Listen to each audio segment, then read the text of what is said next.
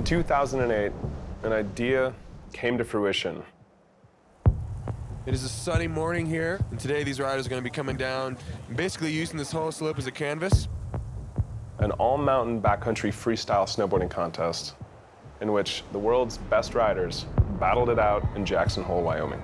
Ryan Aguchi kind of billy-goating up there into one of the main chutes. It was an idea that Travis and I had talked about. Nothing like that had ever been done. These riders have a chance to make their own line. Right here, we see Nico enter with a stalefish and comboing that with a melon backside 360. It's kind of the hybrid between the park and the backcountry. We called it the natural selection. Look how deep that powder is.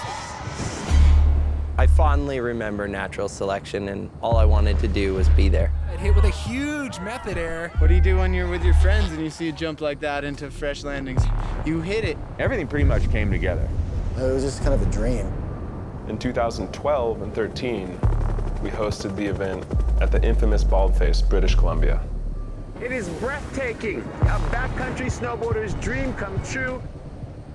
Since then, we've been tinkering behind the scenes. I am humbled, honored, and really excited to announce the natural selection is back. In 2021, it will officially become a 3-stop tour that will ultimately crown the best all-mountain freestyle rider on the planet. This is going to be good.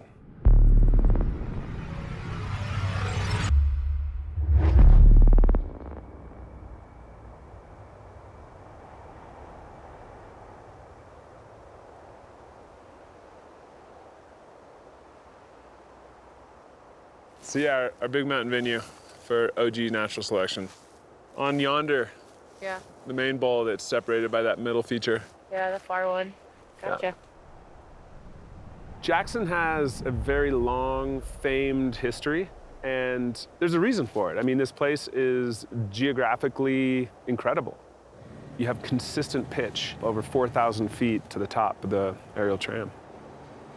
One of the challenges that we face is giving people optionality of terrain that's very well dispersed and fair. There's this band of granite that comes through the top of the resort here, and that's why you have these massive cliffs and 30-foot tall boulders. And so it's riddled with natural features. You can kind of see into the bottom of the course right here. Yeah. Nice. You know, if you look at halfpipe riding, slopestyle, the venues got better and bigger, and so the sport has been going through the roof. But also, there's been a certain disconnect to how people grew up snowboarding and what they can relate to. And so I like the idea of having a venue that people can actually envision riding through. Ultimately, that's really what backcountry riding is about, is kind of creative interpretation of the terrain.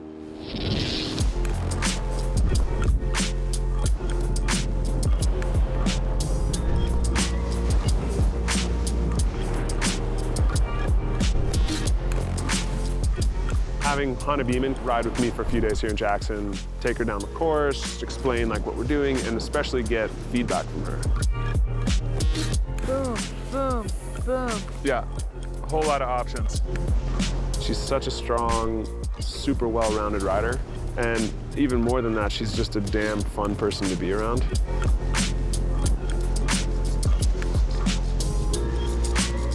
Supernatural was a dude's invited event, which was a bummer. When I first heard that they were going to incorporate women, I assumed it was going to be like a, oh yeah, 2 or 3 or something like that, throw them in.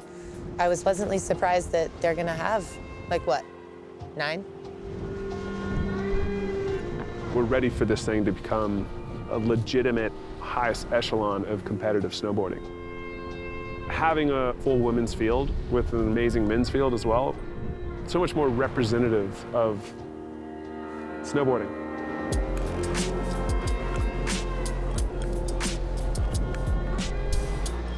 Women are just absolutely ripping. The progression that's happening in women's snowboarding, it kind of eclipses the men right now. It's psycho what's going down right now, and it's moving fast. And so far, we haven't had the opportunity to compete on a backcountry course. That's where we're gonna see those girls in the park come to the backcountry and absolutely slay.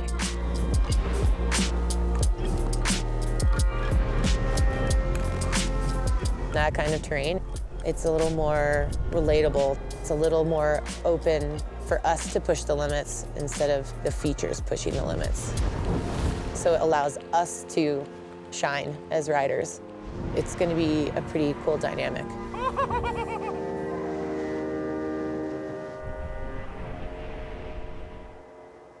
Something special about this event is that it is held in a natural environment, but there's a lot of challenges, you know, going into the mountains. And when you're at these places of great energy, you know, these headwaters to these mighty rivers, you learn a lot about the processes that shape the earth, that sustain life. It's a special opportunity to get out in the mountains and to see things that you wouldn't in a traditional comp career. When you describe it to someone over dinner, you know, with a couple beers, it's amazing. But then you have to think about all the factors that have to come together to make that happen. Number one being snow. Pray for conditions. We can do everything all the time and try and make it perfect, but it's Mother Nature who actually has the last decision. You know, and safety is a huge issue. You have to have a certain snow quality to run the event, but you also have to have confidence in the snowpack. Being able to run 2 events up at Supernatural, where we went in and did quite a bit of summertime work and enhancement, and then come wintertime, we also mitigated avalanche hazard. We learned a lot on how to take care of a face and monitor the snowpack after every storm and prepare it for that day when the world's greatest show up to ride it. The end result here up on Jackson is, to call it world class is almost an understatement. Like, it's one of the best runs in the world. Everything great grows and evolves within our culture, especially with input from around the world. That's exactly what this is. It's a 3-stop, all-mountain freestyle tour in Jackson Hole, Wyoming, Baldface, British Columbia, and culminating appropriately in Alaska. Stay tuned for more episodes just like this one, and get ready for the Natural Selection Tour.